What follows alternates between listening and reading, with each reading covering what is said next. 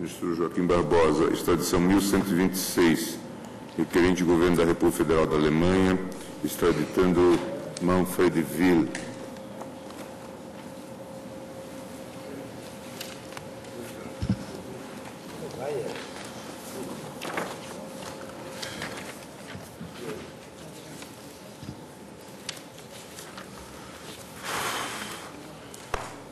Trata-se de pedido de extradição formulado pelo Governo da República Federal da Alemanha, com base em promessa de reciprocidade de tratamento para casos análogos, na forma prevista na parte final do artigo 76 da Lei 6.815, no qual se requer a entrega do nacional alemão Manfred Wyll, conforme nota verbal RK 5E, Manfred Wyll, encaminhada para esta Corte através do aviso número 690, lavrado pelo Ministro de Estado da Justiça. O presente pedido de extradição instrutória, inicialmente da relatoria do Ministro Menezes Direito, foi a mim redistribuído no dia 18 de setembro de 2009, conforme determinação constante da portaria número 174, de 3 de setembro de 2009. Este feito guarda estreita relação com as extradições de números 1127 e 1128, nas quais foram apreciados os pedidos para entrega de outros integrantes do mesmo grupo criminoso do qual faria parte o extraditando Manfred Wyll. Nos aludidos pleitos, ambos da relatoria do Ministro Menezes Direito, esta Corte deferiu os pedidos de extradição formulados.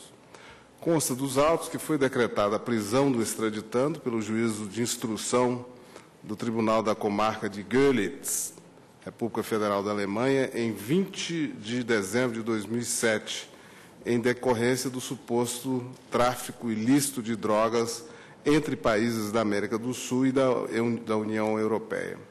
Segundo consta do mandado de prisão, as condutas delitivas do extraditando seriam as seguintes, aspas, numa data que já não se pode determinar exatamente, em todo caso, antes do dia 25 de março de 2007, o arguido juntou-se com o co-arguido Manfred Wyll, com Irena Cieslak, Mandy Feit, Elke Feit, Idris Thomas Kamp, que são perseguidos em processos separados, e com um chamado Raymond, para cometer desde aquele momento, de maneira sistemática e sob divisão do trabalho, vários atos ainda não concretamente determinados de levar quantidades não insignificantes de cocaína por avião desde a América do Sul, especialmente Peru e Brasil, para a União Europeia, com o objetivo de vendê-la posteriormente ganhando lucros.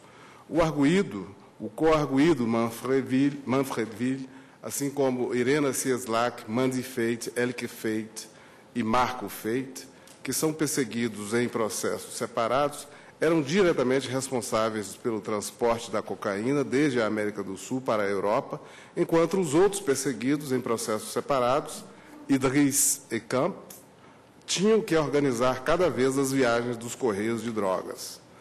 Raymond tinha que entregar cada vez na América do Sul as quantidades de cocaína a contrabandear aos correios de cocaína. Executando o acordo concluído no bando, e depois da detenção de Marco Feit, que é perseguido num processo separado, no aeroporto de Lima, Peru, no dia 17 de abril de 2007, nos limites de um transporte previsto por correio, passaram aos seguintes atos.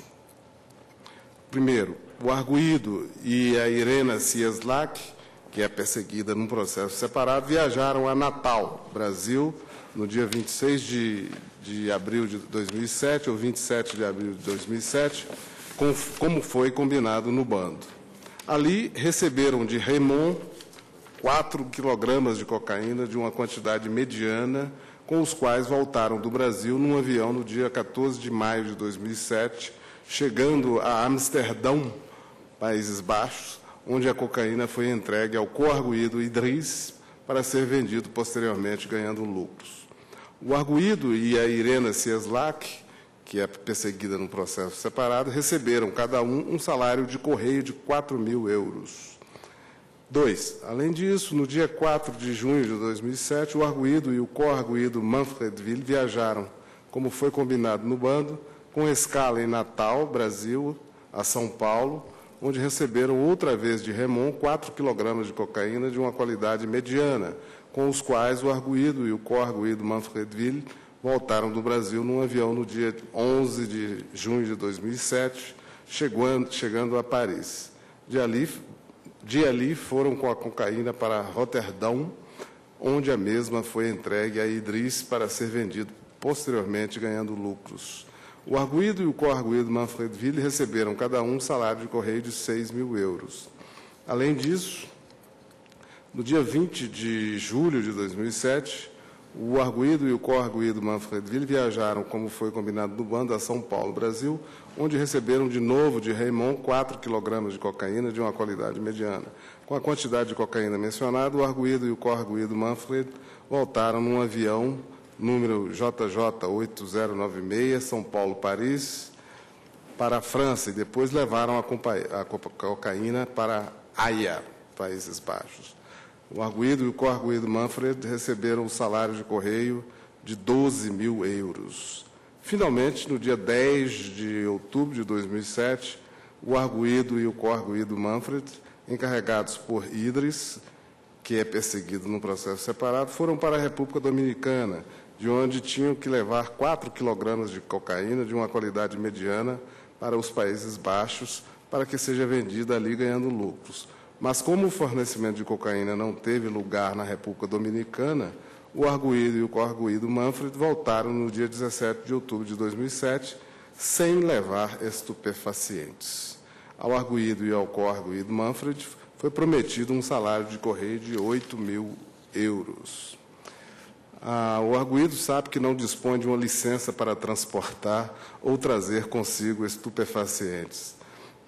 Por isso, o arguido é acusado, em 3 atos juridicamente independentes, de ter feito tráfico ilícito de estupefacientes em quantidades não insignificantes, e isso como membro de um bando formado para cometer continuamente tais delitos, punível como tráfico ilícito de estupefacientes em quantidades não insignificantes, cometido como membro de um bando organizado, segundo os artigos 30A, a linha 1, 29, a linha 1, FR 1, número 1 da Lei dos Narcóticos, artigo 53 do Código Penal. A suspeita fundada da prática de crime deduz-se do resultado das investigações feitas, particularmente do depoimento do arguido perante os agentes do Departamento Federal de Polícia Judiciária, a agente Kinder e o agente Tannhäuser. Fecha aspas. A prisão preventiva para fins de extradição do nacional alemão foi decretada no dia 28 de maio de 2008 e efetivada em 4 de junho de 2008, estando o extraditando recolhido no núcleo de custódia da Superintendência da Polícia Federal em São Paulo. Interrogado, o extraditando afirmou que, aspas, está ciente da acusação que lhe é feita, fecha aspas, e se recusou a declinar os motivos das viagens que teria feito ao Brasil, declarando que se manifestará sobre tais fatos apenas perante a justiça alemã, fecha aspas.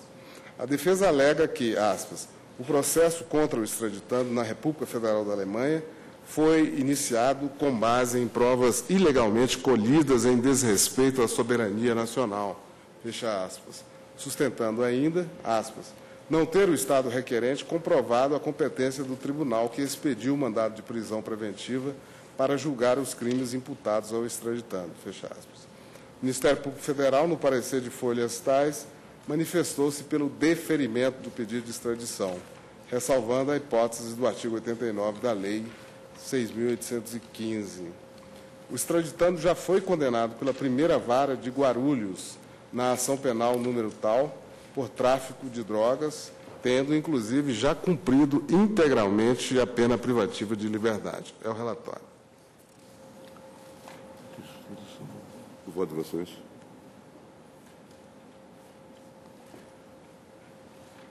O pedido funda-se em promessa de reciprocidade de tratamento para casos análogos, na forma prevista na parte final do artigo 76 da Lei 6.815 e reúne as condições de admissibilidade exigidas por este diploma legal. Conforme entendimento reiterado desta Corte, a inexistência de tratado de extradição firmado entre os Estados requerentes e requerido não impede a formulação e o eventual atendimento do pedido extradicional, desde que o Estado requerente, como na espécie, prometa reciprocidade de tratamento ao Brasil mediante expediente, nota verbal, formalmente transmitido por via diplomática. Nesse sentido, cito de inúmeros precedentes, dentre os quais a extradição 1039, relator ministro Celso de Mello.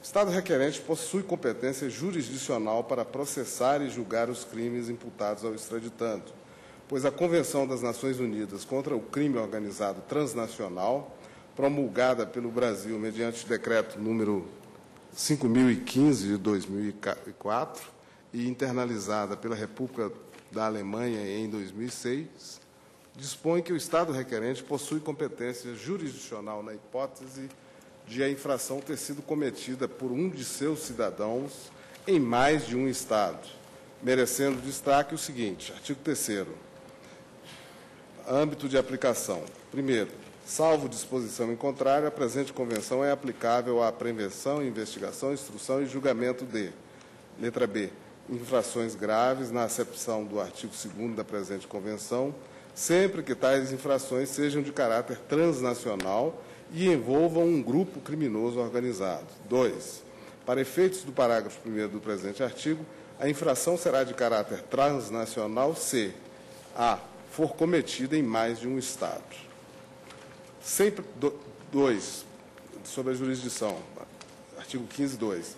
Sem prejuízo do disposto no artigo 4º da presente Convenção, um Estado parte poderá igualmente estabelecer a sua competência jurisdicional em relação a qualquer dessas infrações nos seguintes casos. B. Quando a infração for cometida por um dos seus cidadãos ou por uma pessoa apátrida, residente habitualmente no seu território. Fecha aspas. Ademais, conforme bem salientado no parecer da Procuradoria-Geral da República, o Supremo Tribunal Federal já se manifestou em caso análogo, no sentido de que, no caso de prática de crime de tráfico internacional de drogas, a competência jurisdicional é internacional concorrente, na forma prevista na Convenção Única de Nova York sobre estupefacientes de 1961, promulgada pelo Decreto 54.216, conforme o seguinte precedente. Me refiro à extradição 1033, relator ministro César Peluso. Assim, considerando o caráter transnacional dos delitos e a prática dos mesmos por cidadão nacional do Estado requerente, entendo que está atendido o disposto nos artigos 77, inciso 1º, e 78, inciso 2º, ambos do Estatuto do Estrangeiro. Consta dos autos a formalização pela via diplomática do pedido de extradição, acompanhada de mandado de prisão, decretada no dia 20 de dezembro de 2007, pelo juízo de instrução do Tribunal da Comarca de Görlitz, em decorrência de suposto tráfico ilícito de drogas entre países da América do Sul e da União Europeia, contendo ainda indicações suficientes sobre a identidade do extraditando, local, natureza e circunstância dos fatos delituosos. O pedido fez-se acompanhar também dos dispositivos legais do direito alemão referente aos crimes, às penas e aos prazos prescricionais, tudo devidamente vertido para o português, permitindo a esta Corte a correta compreensão quanto à legalidade da pretensão. O Ministério das Relações Exteriores remeteu o pedido de extradição ao Ministério da Justiça, que requereu a prisão do extraditando. Assim, entendo estarem devidamente supridos os requisitos estabelecidos no artigo 80, 81 e 82 da lei. Há que se mencionar ainda que o encaminhamento do pedido de extradição foi efetuado por via diplomática, fato este que confere autenticidade aos documentos apresentados, conforme dispõe o artigo 80, parágrafo 1º da Lei de Regência. O pedido formulado pelo governo da Alemanha abrange, em síntese, o delito de tráfico ilícito de drogas. Na leitura da descrição das condutas ilícitas imputadas ao extraditando, verifico que os delitos não possuem conotação política, afastando-se, portanto, a hipótese de vedação à extradição prevista no artigo 77, inciso 7 da Lei 6.815. Superada a análise dos pressupostos de extraditabilidade, passo a examinar a matéria de defesa apresentada pelo extraditando. Não merece acolhimento a alegação de nulidade do processo de extradição, pois, conforme já analisado neste voto, o feito encontra-se regular e foi desenvolvido em conformidade com os preceitos da Lei 6.815.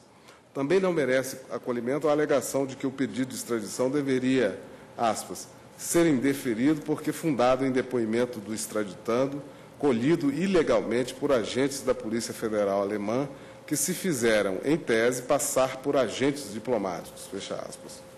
Neste ponto, destaco a elucidativa passagem do parecer do Ministério Público Federal, aspas. A Convenção de Viena sobre Relações Consulares, em seu artigo 36, determina que a autoridade competente do Estado receptor, no caso, o Brasil, deverá, sem tardar, informar a repartição consular competente quando, em sua jurisdição, um estrangeiro for preso ou detido e também deverá informar imediatamente o interessado preso ou detido acerca desse direito. Na verdade, o objetivo de tal norma é assegurar que os detidos estrangeiros recebam o apoio consular, a fim de que compreendam seus direitos legais e que tenham à disposição todos os meios para preparar uma defesa adequada, tendo em vista as eventuais dificuldades oriundas da falta de conhecimento do idioma local e da natureza do procedimento criminal do Estado receptor. Ora, compulsando os autos, verifica-se que as autoridades policiais brasileiras preservaram o direito do extraditando de comunicar-se com os agentes consulares por ocasião de sua prisão em flagrante e de constituir à sua escolha um advogado para representá-lo. Desse modo, o conteúdo da norma disposta no artigo 36.1 da Convenção de Viena sobre Relações Consulares não foi violado. Já no tocante à alegação de inobservância do artigo 80 da Lei 6.815 e de incompetência do Tribunal da Comarca de Görlitz para processar e julgar o extraditando, esses questionamentos já foram apreciados quando da análise dos pressupostos de extraditabilidade. Quanto à autoria e materialidade dos delitos, entendo que estão suficientemente relatados no mandado de prisão, que alude a provas do suposto envolvimento do extraditando nos fatos que lhe são imputados. Ademais, a constatação inequívoca da autoria dos delitos é matéria estranha ao feito extradicional, pois se refere à questão jurídico-penal que deve ser enfrentada pela jurisdição estrangeira.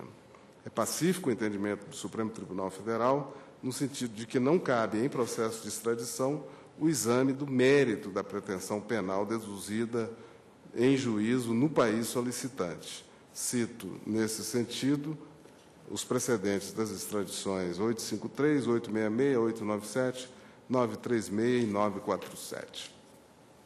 Ultrapassada a análise das teses defensivas, passo à verificação dos delitos imputados ao extraditando, principalmente sob a ótica do princípio da dupla tipicidade. No tocante à imputação da prática de tráfico ilícito de estupefacientes em quantidades não insignificantes, e isto como membro de um bando formado para cometer continuamente tais delitos, entendo que essas condutas correspondem aos crimes previstos nos artigos 33 e 35, com a causa de aumento prevista no artigo 40, inciso 1º, todos da Lei 11.343, de 2006. Extrai-se da descrição das condutas típicas praticadas pelo extraditando, conforme narrei de forma sintética no relatório, que o extraditando Manfred Will juntou-se a Irena Cieslak, Mandy Feit, Elke Feit, Idris, Thomas Camp, que são perseguidos em processos separados, e com uma pessoa de nome Raymond, para cometer, desde aquele momento, de maneira sistemática e sob divisão de trabalho, vários atos, ainda não concretamente determinados, consistentes em levar quantidades não insignificantes de cocaína por avião da América do Sul, especialmente Peru e Brasil, para a União Europeia, com o objetivo de vendê-la posteriormente, obtendo lucros.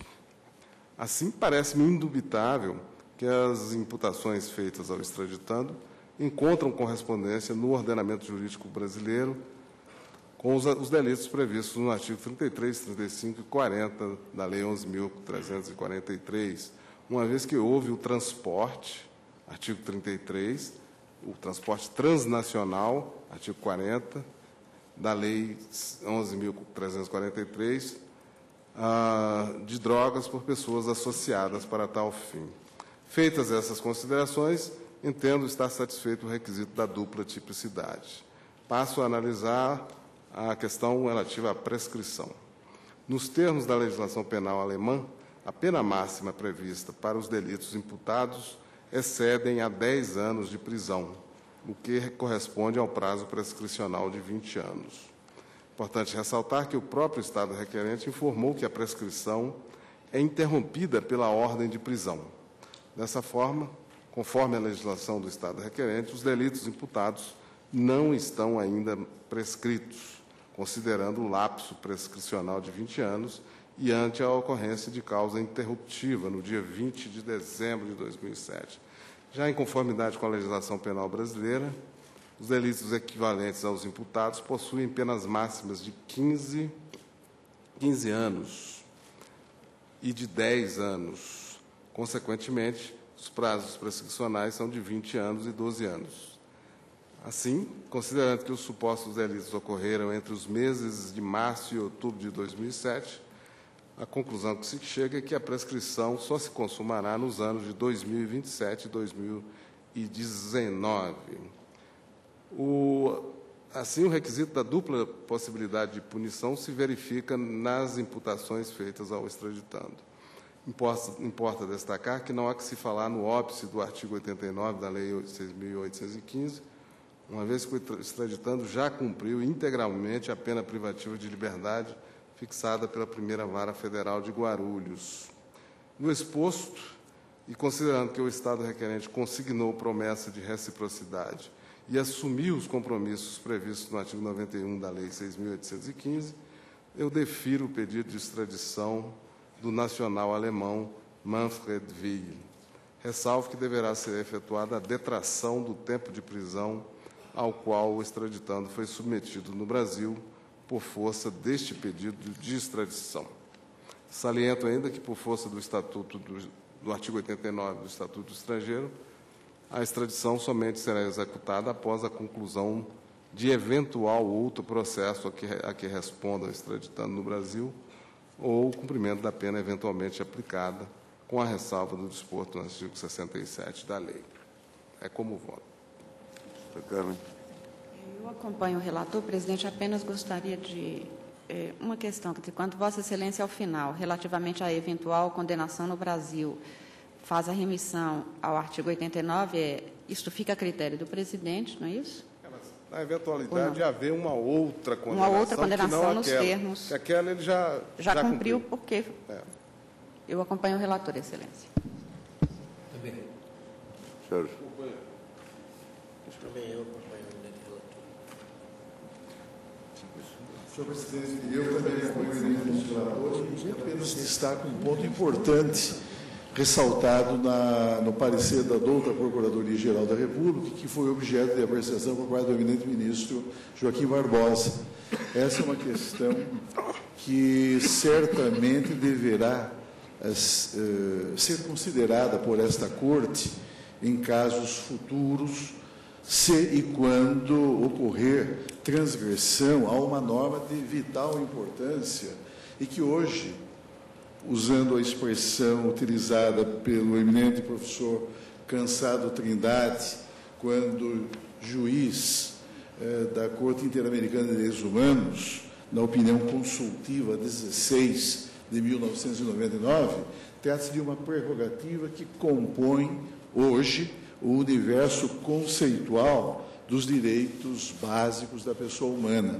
Refiro-me à Convenção de Viena sobre Relações Consulares, cujo artigo 36 estabelece ao Estado receptor, no caso, o Brasil, a obrigação de comunicar as autoridades consulares daquele estrangeiro preso no país em que ele se acha, a obrigação de comunicar às autoridades consulares a efetivação da prisão e, mais do que isto, garantir o exercício pela autoridade consular estrangeira de determinadas competências estabelecidas precisamente na Convenção de Viena sobre Relações Consulares de 63. O que diz o artigo 36 da Convenção de Viena sobre Relações Consulares?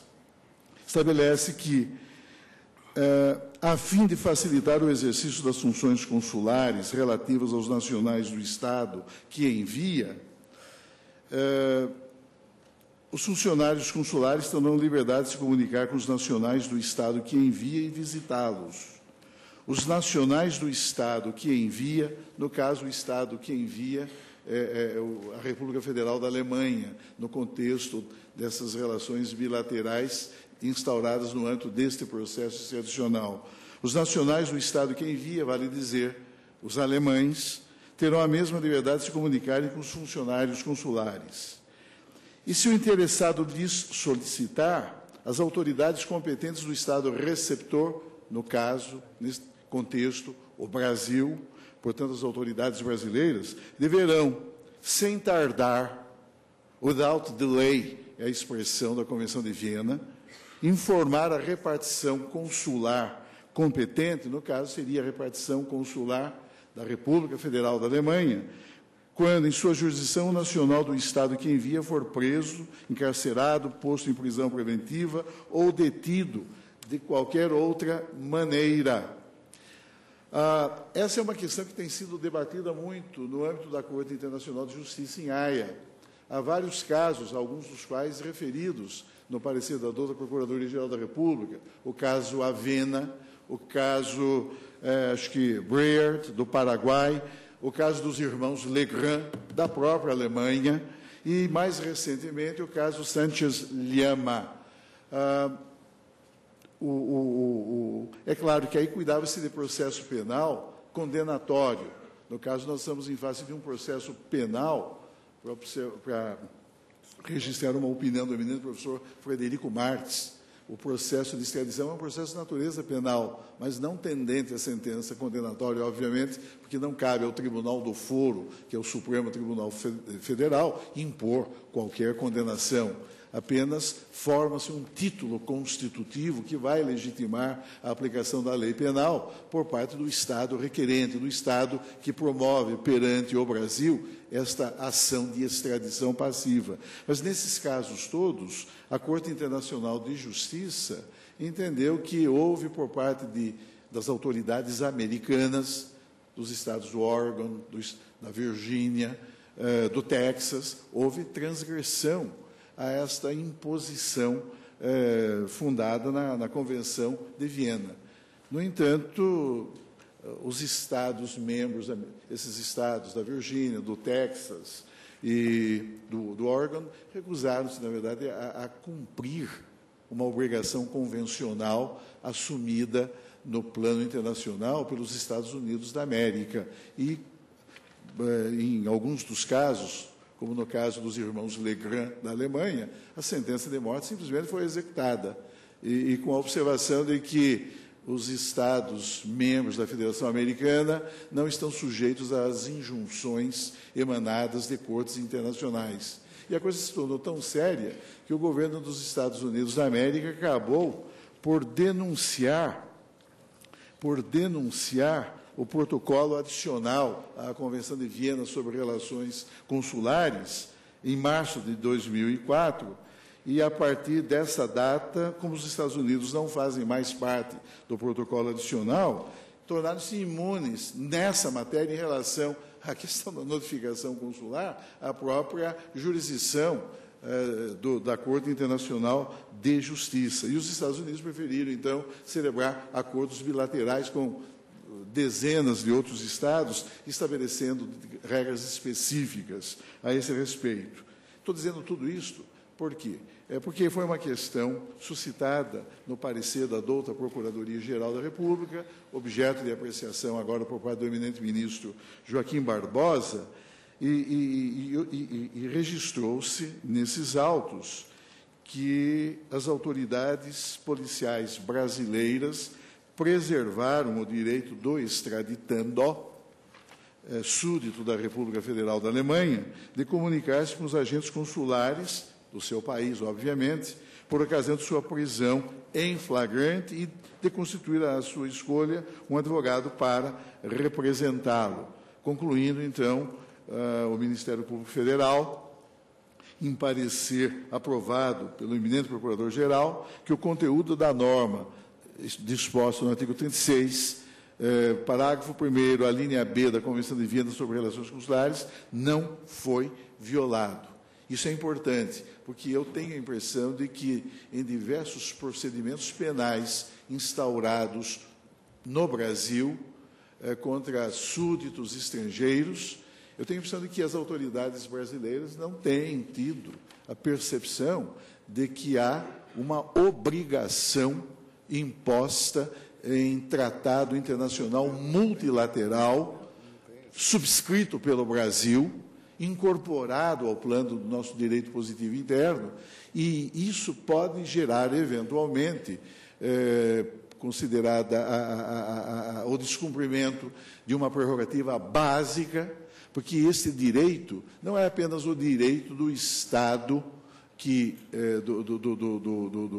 do chamado État d'envoi, do Estado que envia os seus representantes consulares, mas é também um direito básico do próprio súdito estrangeiro, que se vê, em dado momento, privado da sua liberdade, num país, muitas vezes, cuja língua ele próprio ignora. Daí o fato de eu haver mencionado o voto que o eminente ministro, que o eminente juiz Cansado Trindade, que hoje tem assento na Corte Internacional de Justiça em Haia, mas que então atuava na Corte Interamericana de Direitos Humanos em São José da Costa Rica.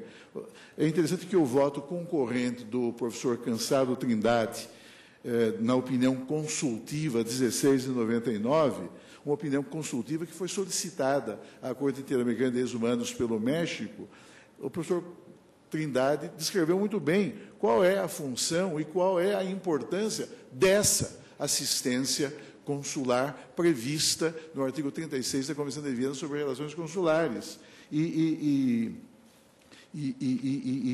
apontou para a imprescindibilidade de observância por parte das autoridades do Estado receptor, portanto, daquele Estado em cujo âmbito territorial se efetuou a prisão de um estrangeiro, a obrigação de viabilizar esta comunicação e de dar ciência ao súdito estrangeiro de que ele tem o direito de solicitar a presença de uma autoridade consular, não diplomática, autoridade consular do seu Estado.